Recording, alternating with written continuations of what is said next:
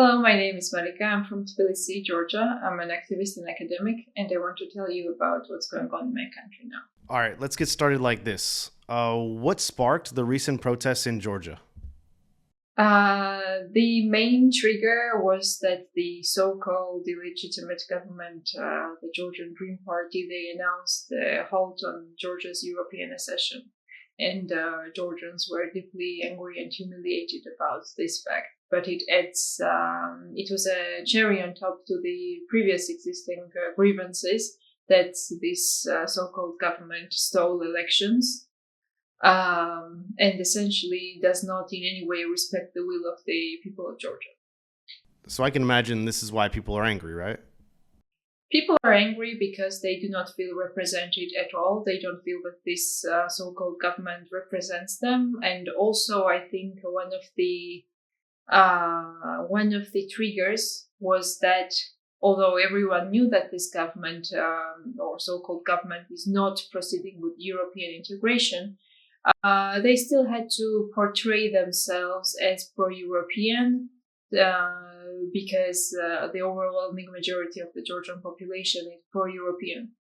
But now it seemed like suddenly the 80-85% of the population does not even matter anymore. And they told us, you, the entire population, do not matter. I don't even have to pretend anymore that I want European integration. So that was the humiliating part, I guess.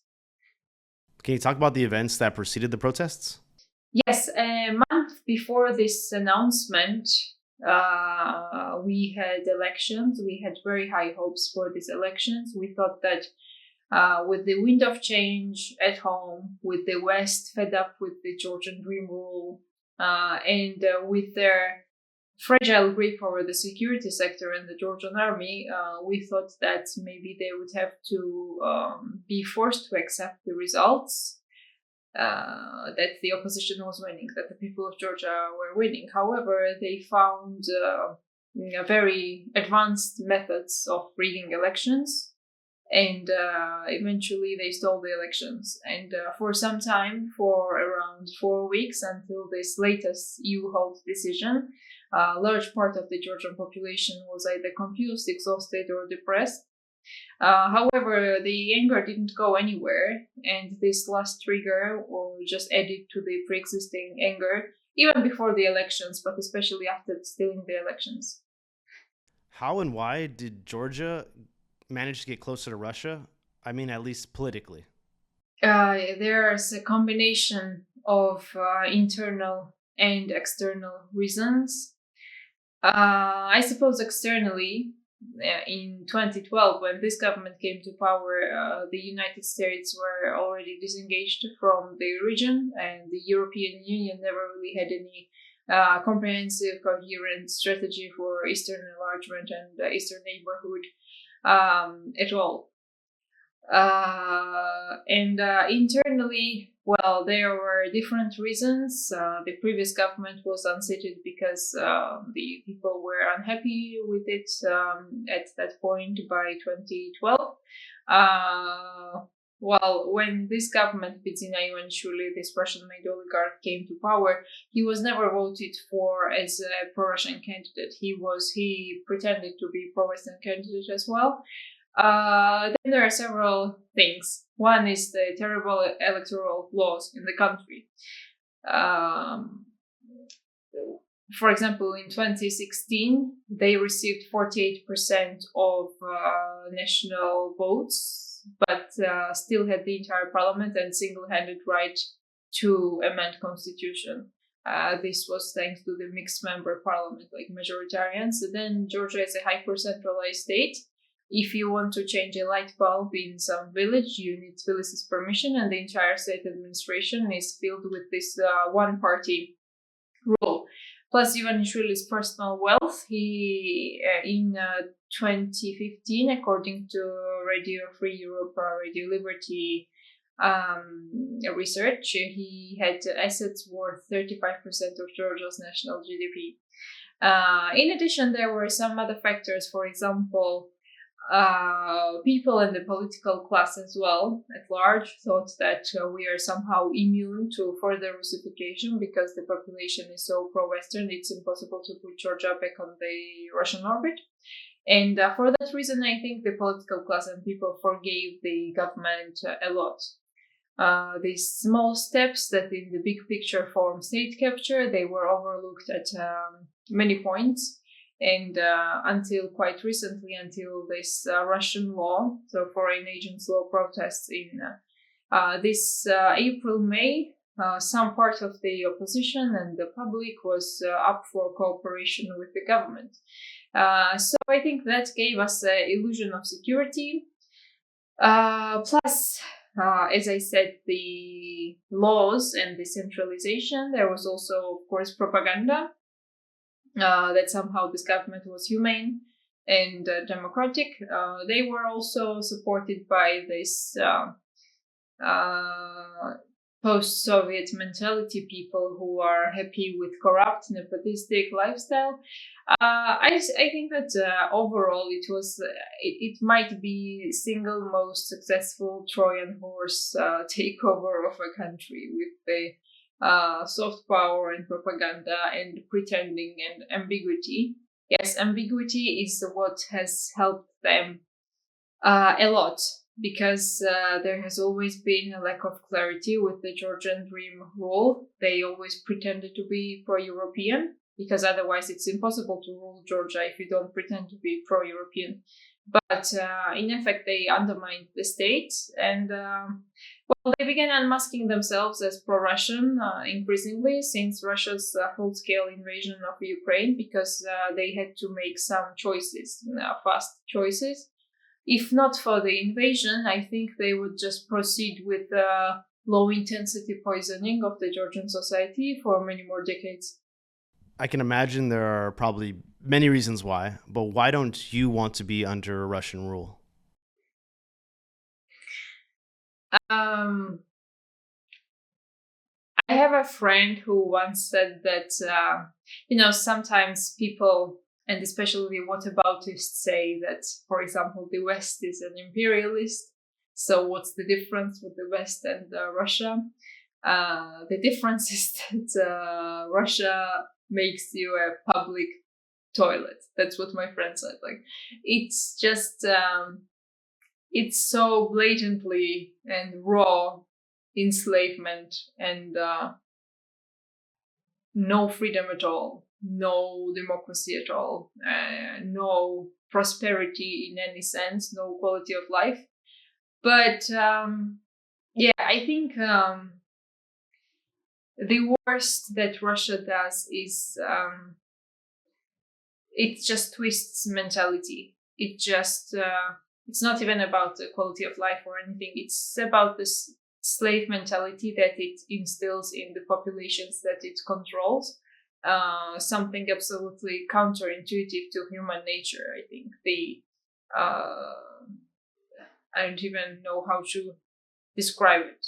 Yes, I think Russian mentality, Soviet mentality, which is to a large part intertwined, it goes against human nature, the instincts or the lack of instincts. It just makes people unfree. There's been protests in the past before, but what do you think makes these protests different? These protests are different in two key areas, I think. One is that there's nothing to look forward to anymore. There is no more hope in elections in this country, no more expectations that they can never be changed through elections, because every subsequent elections will be rigged. And for that reason, we're not expecting any concessions, so they need to be fully removed. Our demand is new elections, of course, but we all understand that for new elections to even be scheduled, the system needs to be broken. So we need to overpower them. Essentially, that is a peaceful, non-violent revolution to achieve the elections. So that is one thing. It's good that we cannot be tricked into any concessions anymore, like they used to do for years and years. Tactical retreat and then strategic blow to people again. And second is that it's not the protesters by now, by day 12 now, they are not there to simply express emotions. They are there to express duty, and they realize that they have to be there until victory. So it's a very cool-headed, determined protest. So tell me, what are the stakes for Georgia here and the rest of the world for that matter? For Georgia, it's everything. It's decades and generations of what Georgia will be like, whether Georgia will even be a country. Well, formally, it might remain as a country, but that is not sufficient. That is not sufficient. Simply existing on a map does not guarantee any independence, and we see it as our independence struggle. Russia might just swallow us, either fully physically or simply by destroying life for generations and making hundreds of thousands of Georgians exit the country and just leave. And whoever is left behind will be enslaved, tortured, pressured, brainwashed, and so on. So freedom is at stake, our independence is at stake, and everything is at stake for us personally as persons, and nationally, collectively as well. For the world, I think that this past year, for example, Georgians have struggled so much for civic liberties. First, with this Russian law, like this foreign agents law protests, and now after stolen elections, that I think Russia sees us as some sort of gatekeepers of civic freedoms in Europe and possibly also Central Asia. Definitely in the EU enlargement area. So if people just rose up and actually did an uprising against autocratic government and still somehow failed to succeed and were not helped by the Western partners as much as they could be helped, with every possible legal means, then I think many more autocrats and wannabe autocrats, especially in the EU enlargement area, will be emboldened to proceed with further anti-democratic laws. And they will have much less fear of punishment, of costs. For example, when Georgia adopted the foreign agents law in late May, the same evening or the next day, I don't even remember, but still, the pro-Russian Serb separatist president of Republika Srpska entity inside Bosnia and Herzegovina, he stated that he was suspending the adoption of the same foreign agents law until further notice. And it cannot be a coincidence. I think he's just like sitting there looking at what political cost the Georgian dream will pay for him to proceed with more anti-democratic laws.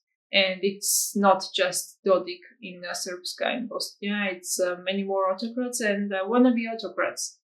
Just now we barely were saved from a possible Russian takeover of Romanian presidency. So yes, I think Georgia is in the front line of civic liberties now in the world. I often get asked what our partners can do to help Georgia. Our partners can impose sanctions and travel bans also on family members of the regime and their enablers. I understand that the main fight is happening in Georgia and should be won in Georgia by Georgians, but nevertheless, the system is not yet fully consolidated, and there are some cracks already in the system. Until they can further consolidate, we should deepen the cracks through targeted sanctions. Eventually, they will be sanctioned by Western governments anyway. So why not do it now until it can actually have an impact on the outcome.